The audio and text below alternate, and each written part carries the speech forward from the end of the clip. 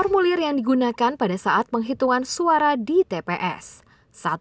Model C KWK. 2. Model C1 KWK dan lampiran model C1 KWK. 3. Model C1 KWK plano atau ukuran besar. 4. Model C4 KWK. 5. Model C5 KWK. KPPS mengisi formulir model C KWK dengan mengisi hari tanggal. Mengisi nomor TPS, nama desa atau kelurahan, kecamatan, kabupaten, atau kota, provinsi. Pengisian formulir model C1 KWK diawali dengan mengisi nomor TPS, nama desa atau kelurahan, kecamatan, kabupaten, atau kota, provinsi. Mengisi jumlah pemilih terdaftar dalam DPT, DPPH, dan DPTB, serta jumlah termasuk pemilih laki-laki dan perempuan pada kolom satuan, kolom puluhan, dan kolom ratusan. Diawali dengan mengisi pemilih terdaftar dalam DPT. Selanjutnya, mengisi pemilih pindahan atau DPPH. Selanjutnya, mengisi pemilih DPTB. Mengisi jumlah pemilih yang terdaftar. KPPS memastikan bahwa jumlah DPT yang dicatat telah sesuai dengan salinan DPT. Selanjutnya, mencatat pemilih yang menggunakan hak pilih. Pada huruf B, pengguna hak pilih. Dalam pengisian data pemilih dan pengguna hak pilih, yang harus diperhatikan adalah pengguna hak pilih atau IB tidak boleh lebih besar atau melebihi dari data pemilih atau IA. KPPS mengisi data penggunaan surat suara. Dengan mencatat suara yang diterima oleh KPPS termasuk cadangan 2,5%, KPPS mencatat sesuai dengan jumlah surat suara yang diterima. Mengisi jumlah surat suara yang dikembalikan karena rusak atau keliru dicoblos. Jumlah surat suara yang tidak digunakan dan jumlah surat suara yang digunakan. KPPS mengisi formulir model C1 KWK dengan mengisi data jumlah suara sah dan tidak sah berdasarkan model C1 KWK ukuran plano. Jumlah suara sah, jumlah suara tidak sah, jumlah suara sah dan tidak sah.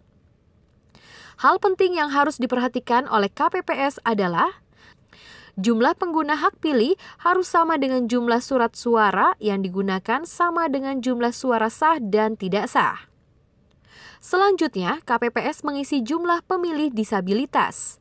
Apabila terdapat pemilih disabilitas, KPPS mengisi jumlah pemilih disabilitas sesuai dengan salinan DPT.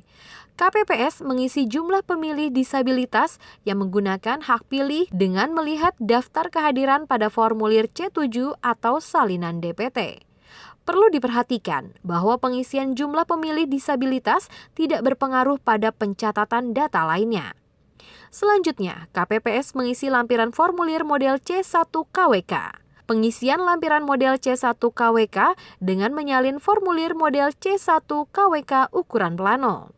Perolehan suara pasangan calon nomor urut 1, pasangan calon nomor urut 2, dan pasangan calon nomor urut 3. Menulis jumlah suara sah dan jumlah suara tidak sah. Apabila terjadi kesalahan penulisan angka, Ketua KPPS melakukan koreksi dengan mencoret angka yang salah dan mengisi dengan angka yang benar dan diparaf oleh Ketua KPPS. Pengisian formulir model C1 KWK telah selesai. KPPS memberikan tanda X atau silang pada setiap kolom yang kosong pada model C1 KWK dan lampiran model C1 KWK. KPPS menandatangani semua formulir berita acara dan sertifikat hasil penghitungan suara yang selanjutnya ditandatangani oleh para saksi pasangan calon. Formulir model C, C1, dan lampiran model C1 KWK dibuat dalam beberapa rangkap. Satu set model C, C1 berhologram, dan lampiran model C1 KWK berhologram dimasukkan ke dalam kotak suara diserahkan kepada PPK melalui PPS untuk rekapitulasi.